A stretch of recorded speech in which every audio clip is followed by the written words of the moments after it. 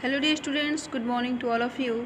बच्चों, as you know that we are learning our third poem, The Voice of the Rain by Walt Whitman. This is the second video of this lesson. In the first video, we have learned about the summary of the poem. ठीक है, आज हम आपके poem को पढ़ेंगे।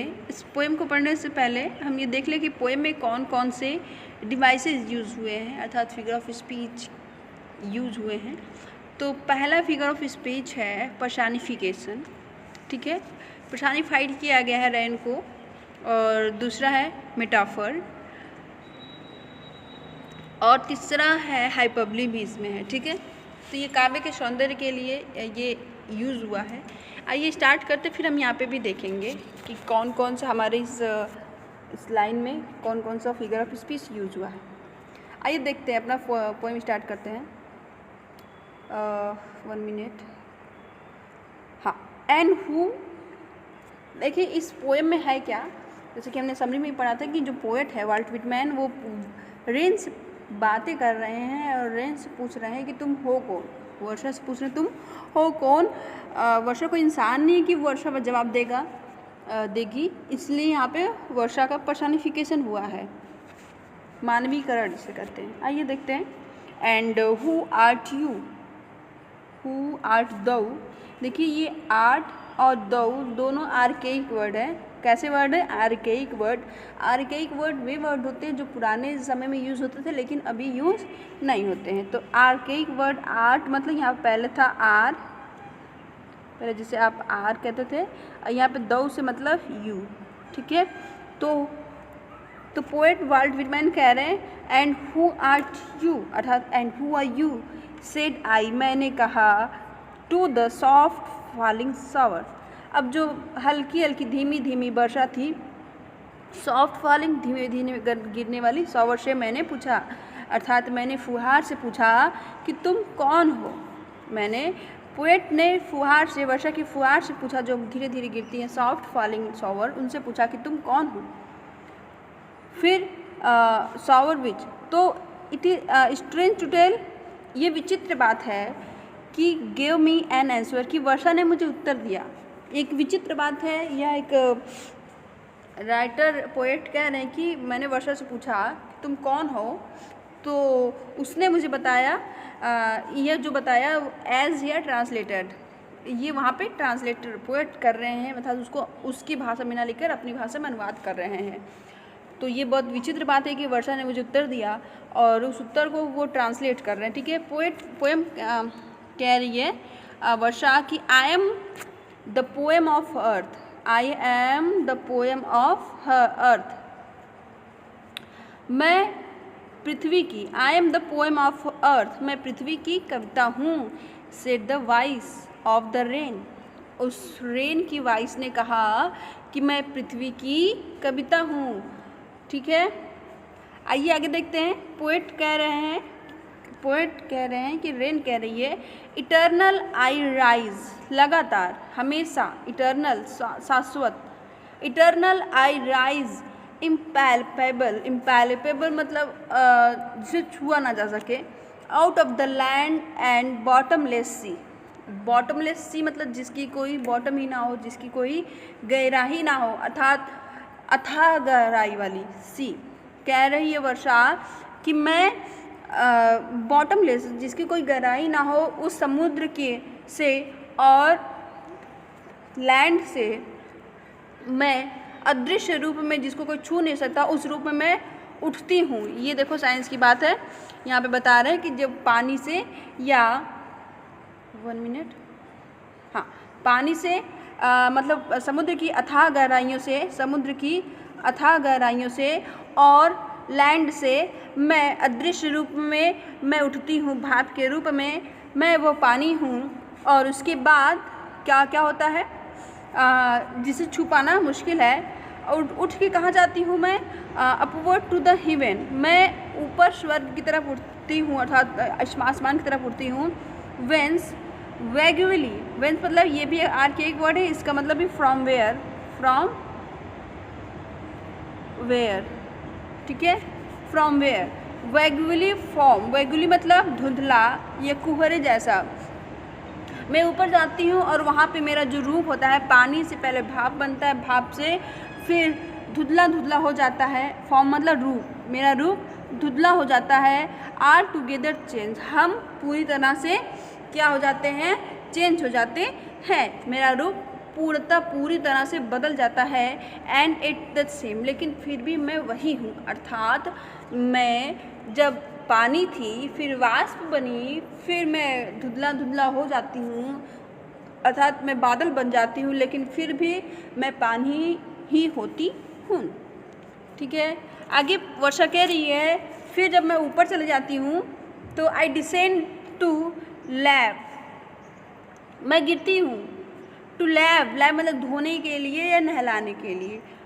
कहाँ मैं गिरती हूँ, धोती हूँ। ड्रॉट, सूखे, सूखे में गिरती हूँ।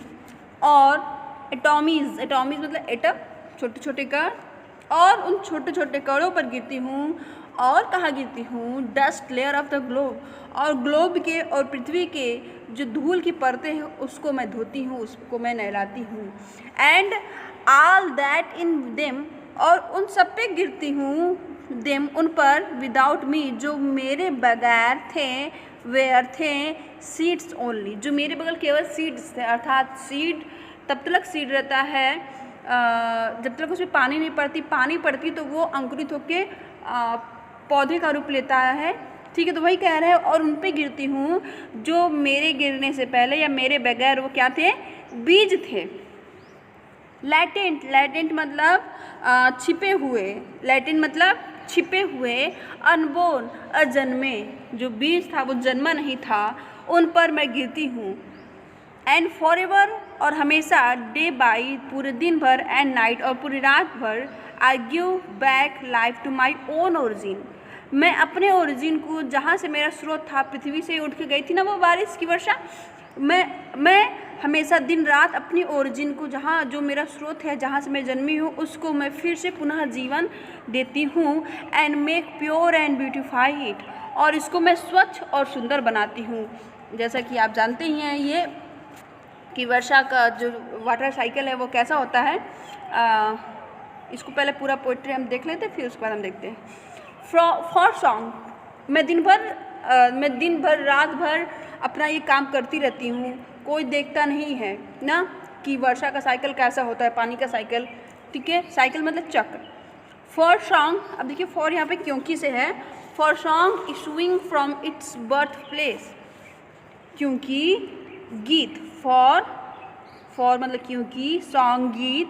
अब देखिए यहाँ से issuing from its birth place after fulfilment, देखिए क्योंकि गीत जो होती है, गीत वही वर्षा अपने बर्थ प्लेस पे उठती है, इशू होती है, निकलती है, और फिर फुलफिलमेंट कर अर्थात अपना कार्य पूरा करके, वंडरिंग इधर उधर घूम के। अब देखिए रैग्ड और अनरैग्ड, रैग्ड और अनरैग्ड मतलब ये एक फ्रेज है, इसका मतलब होता है चाहे कोई परवाह करे या ना करे, या कोई ध्यान दे या ना दे। डली विथ लव रिटर्न, डली मतलब विधिवत विथ लव रिटर्न, पूरे प्रेम के साथ, वो विधिवत, चाहे कोई ध्यान दे या ना दे, वो वर्षा की बुद्ध, वर्षा रूपी जो गीत है, अपने जहाँ से वो जन्म लेती है, फिर वहीं पे आके मिल जाती है। आइए एक बार पूरा पैरा फिर से देख लेते हैं। पोएट कहते हैं, एंड हु आर यू, कि तुम कौन हो। आर्ट यू, आर दो, हु आर यू, तुम कौन हो। सेड आई, मैंने उस सॉफ्ट फॉलिंग शावर से पूछा कि तुम कौन हो। Which is strange to tell, ये विचित्र बात है कि उसने मुझे, गिव मी एन आंसर, उसने मुझे उत्तर दिया। एज हियर ट्रांसलेटर, जो यहाँ पे ट्रांसलेटेड है, उस वर्षक है जिसने उत्तर दिया, उसका ट्रांसलेट मैं अपनी भाषा में किया हूँ।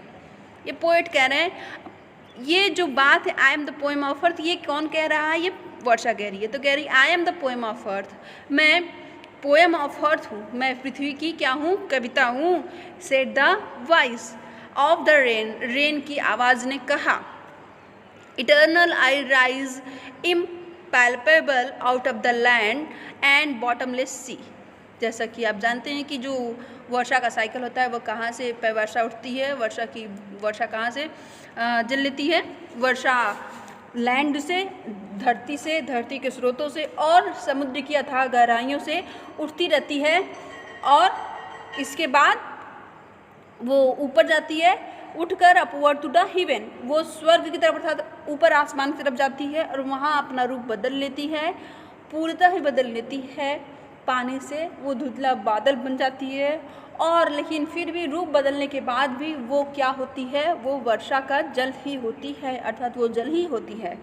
फिर वहाँ पे बादल बनने के बाद आई डिसेंडेड टू लैब, मैं धोने के लिए गिरती हूँ। किसे धोने के लिए? ड्रॉट, सूखे जहाँ सूखा पड़ा है और उन छोटे छोटे कणों को और पृथ्वी के ऊपर जो धूल की परतें जमी हुई उनको धोने के लिए, उनको नहलाने के लिए मैं गिरती हूँ। और किनको नहलाने के लिए मैं गिरती हूँ? उनको। एंड ऑल दैट, और उनके ऊपर भी मैं गिरती हूँ। That in them without me were seeds only latent unborn, जो मेरे बगैर केवल सीड थे, छुपे हुए थे और अजन्मे थे।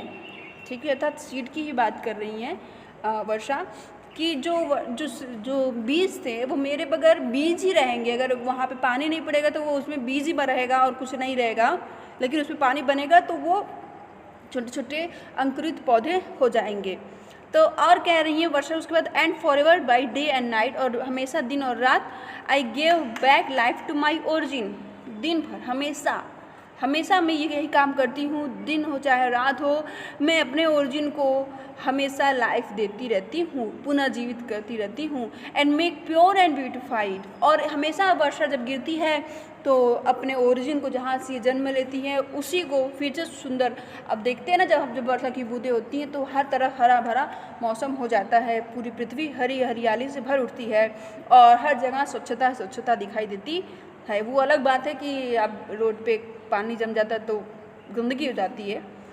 तो फिर for song issuing from its birth place, अब पोएट यहाँ पे अपनी बात भी कह रहे हैं कि क्योंकि जो गीत है वो अपने बर्थ प्लेस से उठती है और क्या होता है, आफ्टर फुलफिलमेंट सबकी पूरा काम धाम करके इधर उधर घूम करके वो पूरे प्यार से अपने ओरिजिन में ही लौट आती है, चाहे कोई ध्यान दे या ना दे, चाहे उसकी कोई परवाह करे या ना करे, लेकिन ये जो गीत है वो तो अपना काम करेगा शाश्वत रूप से हमेशा। आइए एक बार फिर से देख लेते हैं हम ये रूप कि क्या है। जैसे कि ये लैंड है, आपने पढ़ा ही होगा साइंस में अपने, लैंड से भी उठती है वर्षा की बूंदें और ये सागर की पानी से भी ये धूप के कारण उठती है वाष्प बन के, जब वाष्प बनती है तभी भी पानी होती है, फिर उसके बाद जब ये बादल बनती है तो भी ये पानी ही होती है। फिर उसके बाद फिर ये जब बादल बनने के बाद ये बरसने लगती है, फिर अपने ओरिजिन में आ जाती है जहाँ से ये उठी थी। ठीक है, यहाँ भी बारिश हो सकती है, तो जहाँ पे ये उठी थी, जहाँ से गिरी थी, ये साइकिल ऐसे ऐसे चलता ही रहता है, चाहे कोई ध्यान दे या ना दे। जब भाप उठता है तो कोई देख पाता है क्या, कोई छू पाता है क्या, इसलिए यहाँ पे इम्पैल्पेबल वर्ड यूज़ हुआ है। कहाँ गया? हाँ, ये इम्पैल्पेबल वर्ड कि कोई मैं जब उठती हूँ तो कोई देखता नहीं है। ठीक है, आइए हम ये थोड़ा सा देख लें ये डिवाइस कौन कौन सा यूज हुआ है। पर्सनिफिकेशन, देखिए पर्सनिफिकेशन मतलब मानवीकरण। अगर आपने आपने फिगर ऑफ स्पीच नहीं पढ़ा है तो आप प्लेलिस्ट में जाके देख सकते हैं ग्रामर के। तो personification, although the rain is not non living thing, एक सजीव नहीं है। It the poet treat it like living thing, फिर भी पोएट जो है उसे एक लिविंग थिंग के जैसे ट्रीट कर रहे हैं, व्यवहार कर रहे हैं। So the rain has been personified, इसलिए रेन यहाँ पे पर्सनिफाइड हो रहा है। रेन तो बोल नहीं सकती है ना, लेकिन यहाँ पे बोलता हुआ दिखला है, इसलिए यहाँ पे रेन का पर्सनिफिकेशन हुआ है। As it has been given a voice in the rain, जैसे कि इन्होंने बोला है कि ये वॉइस ऑफ द रेन है। ठीक है, अब देखिए वी सी द मेटाफर। ठीक है, यहाँ पे हम लोग रूपक अलंकार भी देख रहे हैं। यहाँ पे I am the poem of the earth, अगर यहाँ पे I am like the poem of the earth हो जाता तो यहाँ पे सिमिली हो जाता, लेकिन यहाँ पे ये जो रेन है वो बोल रही है कि I am the poem of the earth, इसलिए यहाँ पे ये मेटाफर हो गया। यहाँ पे भी तुलना हो रही है पोएम में। ठीक है, पोयम और आई अर्थात रेन में और पोयम में तुलना हुई है, इसलिए ये पे क्या पे मेटाफर है। हाइपरबली मतलब अतिशयोक्ति, बढ़ा चढ़ा के बात कर रहे हैं। बॉटमलेस समुद्र की गहराई होगी, लेकिन यहाँ गहराई तो है ही, तो लेकिन यहाँ पे समुद्र को उस बिना गहराई के बता रहे हैं, जिसकी कोई गहराई ही ना हो, तो ऐसा हो नहीं सकता कि समुद्र का जो तल है वो तो पता ही होगा। और यहाँ पे इमेजरी यूज हुआ है, ठीक है। In the first line the poem soft falling shower gives a reader an image of gentle, जैसे इमेजरी सॉफ्ट फॉलिंग शावर जब आप पढ़ेंगे तो आपके दिमाग में एक इमेज बनेगा कि सॉफ्ट फॉलिंग जो सॉफ्ट फॉलिंग शावर होता है कैसे वर्षा की फुहार बनती है। तो ये डिवाइसेस यूज होते हैं, ठीक है। इसके बाद आइए कुछ इंपॉर्टेंट मीनिंग, अगर आपको नहीं आया तो आप इसका स्क्रीनशॉट ले सकते हैं। दो मतलब you soft falling, dropping gently shower rain drops when they fall continuously on earth, eternal everlasting मतलब हमेशा के लिए, impalpable unable to feeled by touching मतलब बिना छुए, बॉटमलेस वेरी डीप या बिना गहराई के, and upward toward the higher level अर्थात ऊपर की ओर, वेंस फ्रॉम वेयर, वेगुली मतलब अनक्लियरली मतलब अस्पष्ट धुंधला, form made into a specific shape और फॉर्म मतलब अर्थात रूप, डिसेंड मतलब मूव टू फॉल डाउनवर्ड गिरना ना, लेव मतलब धुलना, ड्रॉट मतलब ड्राई स्पेल, एटॉमिज मतलब वेरी टीनी पार्टिकल्स, लैटेंट, ठीक है। ये कुछ वर्ड्स हैं, आप इसका स्क्रीनशॉट ले सकते हैं। अगर जहाँ पे नहीं आ रहा आप हमसे पूछ सकते हैं। Thank you.